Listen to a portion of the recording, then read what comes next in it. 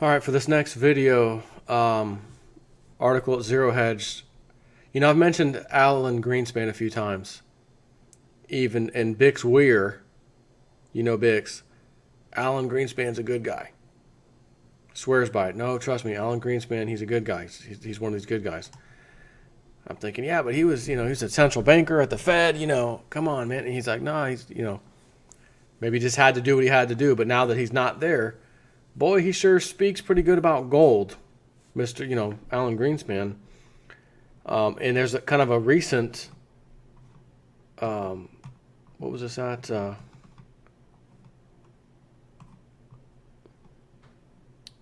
Greenspan was right about the gold standard.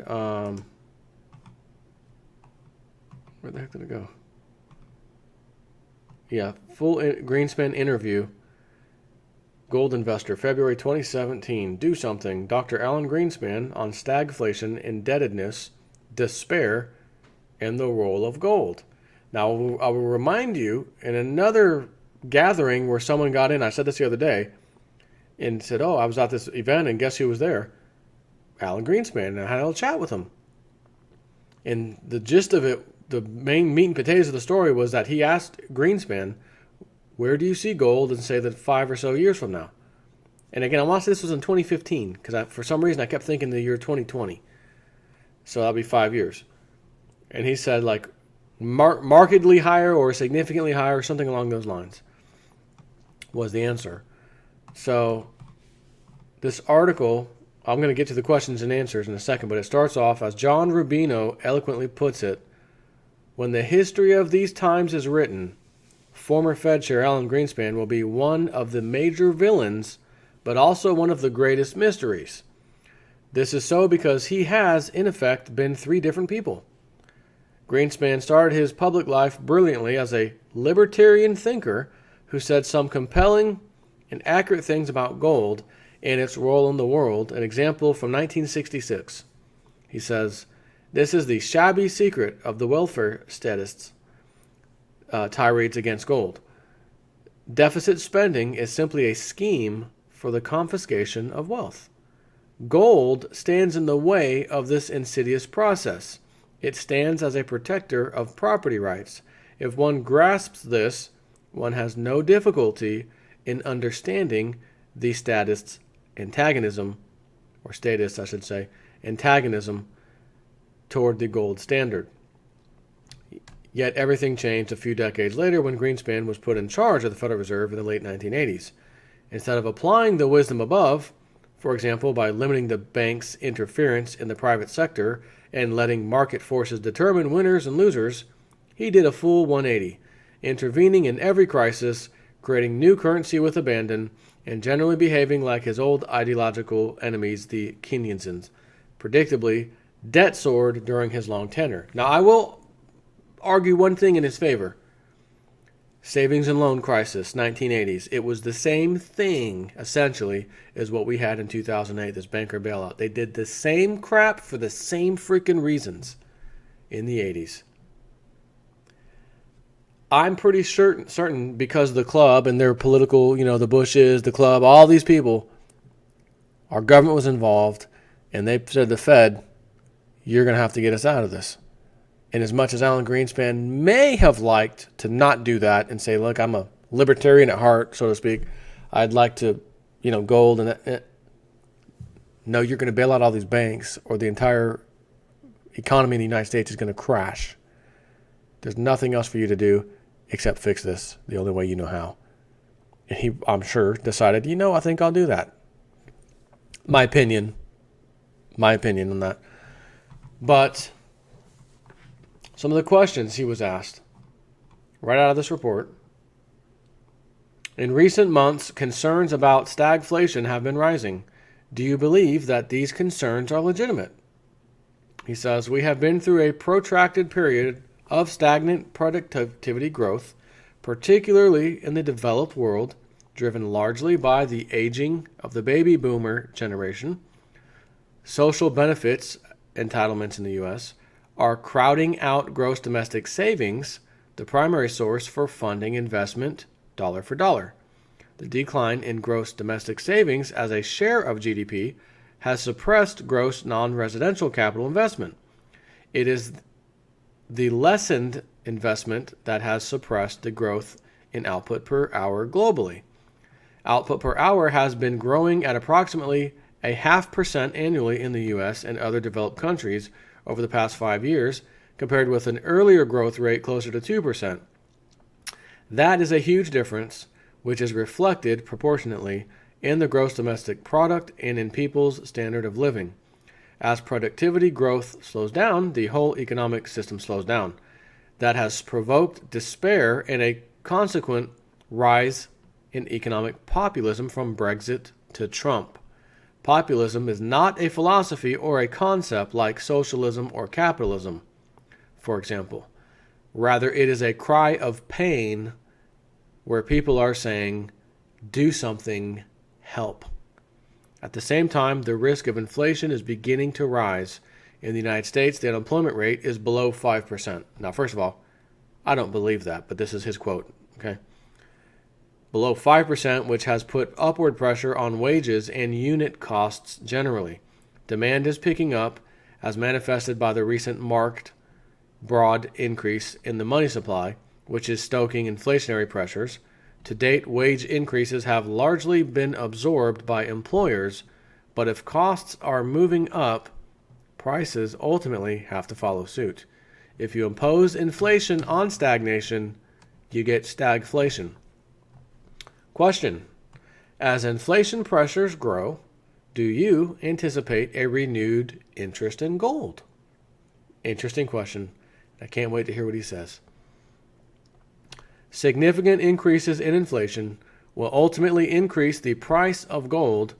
Investment in gold now is insurance. It's not for short-term gain, but for long-term protection. I view gold as the primary global currency. It is the only currency, along with silver, that does not require a counterparty signature. Gold, however, has always been far more valuable per ounce than silver. No one refuses gold as payment to discharge an obligation. Scratch that. Pretty sure if you walked into your bank to pay your mortgage, they wouldn't accept your gold. But country to country, they will absolutely accept it. Credit instruments and fiat currency depend on the creditworthiness of a counterparty. Gold, along with silver, is one of the only currencies that has an intrinsic value. It has been that way, always been that way. No one questions its value, and it has always been a valuable commodity, first coined in Asia Minor in 600 BC. Question: although gold is not an official currency, it plays an important role in the monetary system. What role do you think gold should play in the new geopolitical environment? The gold standard was operating at its peak in the late 19th and 20th centuries, a period of extraordinary global prosperity characterized by firming productivity growth and very little inflation. But today, there is a widespread view that the 19th century gold standard did not work. I think that's like wearing the wrong size shoes and saying the shoes are uncomfortable. It wasn't the gold standard that failed. It was politics. World War I disabled the fixed exchange rate parities, and no country wanted to be exposed to the humiliation of having a lesser exchange rate against the U.S. dollar than it enjoyed in 1913. Britain, for example, chose to return to the gold standard in 1925 at the same exchange rate it had in 1913, relative to the U.S. dollar, which was $4.86 per pound sterling. That was a monumental error by Winston Churchill, then Chancellor of the Exchequer. It induced a severe deflation for Britain in the late 1920s, and the Bank of England had to default in 1931. It wasn't the gold standard that wasn't functioning. It was these pre-war parities that didn't work. All wanted to return to pre-war exchange rate parities, which, given the different degree of war and economic destruction from country to country, rendered this desire, in general, wholly unrealistic. Today, going back onto the gold standard would be perceived as an act of desperation. But if the gold standard were in place today, we would not have reached the situation in which we now find ourselves. We cannot afford to spend on infrastructure in the way that we should. The U.S. sorely needs it, and it would pay for itself eventually in the form of a better economic environment, infrastructure, but few of such benefits would be reflected in private cash flow to repay debt. Much such infrastructure would have to be funded with government debt. We are already in danger of seeing the ratio of federal debt to GDP edging toward triple digits. We would never have reached this position of extreme indebtedness were we on the gold standard, because the gold standard is a way of ensuring that fiscal policy never gets out of line. And last question. Against a background of ultra-low and negative interest rates, many reserve managers have been large buyers of gold. In your view, what role does gold play as a reserve asset? When I was chair of the Federal Reserve, I used to testify before U.S. Congressman Ron Paul, who was a very strong advocate of gold. We had some interesting discussions. I told him that U.S. monetary policy tried to follow signals that a gold standard would have created. That is sound monetary policy, even with fiat currency. In that regard, I told him that even if we had gone back to the gold standard, policy would not have changed all that much. And for those unfamiliar, here's Ron Paul's explanation of his plan for monetary freedom and a return to gold standard from Zero Hedge. He was talking to Judge Napolitano in a YouTube video. So, once again, old Alan Greenspan, now that he's not in the position of Federal Reserve Chairman, he talks very good about gold. When Ben Bernanke was in charge of the Fed, was Ben Bernanke talking good or bad about gold? Because that same Ron Paul, congressman, was also talking to Ben Bernanke, the same way he was talking to Alan Greenspan about gold and policy and whatnot. And I remember the video where he asked him, is gold money? And Bernanke looks back at Ron Paul like, oh my God, what did he just ask me? I'm extremely uncomfortable. I don't like that question, but I'm going to answer it. He starts stuttering a little bit. You know how his voice, old Bernanke, when he'd get in that little position, his voice would start cracking and, no. Then why do central banks store it? Or, why don't they store diamonds or pearls or something? Why do they store gold? And he says, it's just tradition. It's like old Hank Williams. Remember Hank Williams Jr.? Just an old family tradition. It's just an old central banker tradition. Right. Because they know at the end of this paper fiat game, when it all implodes, and it always has, they're going to have to start some things over, and they're not going to say, we're going to do what we did last time. The American people will not even kind of stand for that. We want a new solution so that this never happens again, like we always say, and then they provide it, and then 20, 30 years goes by, people die off, we forget, and some little sneaky central banker sticks in his nose in there, pays off a few Congress members. Let's take this little let's take this little law out. Remember back when we had to go on the gold standard? Let's change that. Let's get back towards the paper thing. But we'll start off by saying the paper's backed by gold. That'll hush the people up. They won't be too concerned. And then another 20 years, they'll forget about it again. Then we'll take them completely off the gold standard, and we'll recklessly spend, make our buddies rich, own half the world, and then it'll collapse again, and then we'll do the same thing over, and like the sun coming up, going down, coming up, going down. The problem is we humans, we live so long, we see that happening thousands and thousands and thousands of times throughout our life. Sun up, sun down.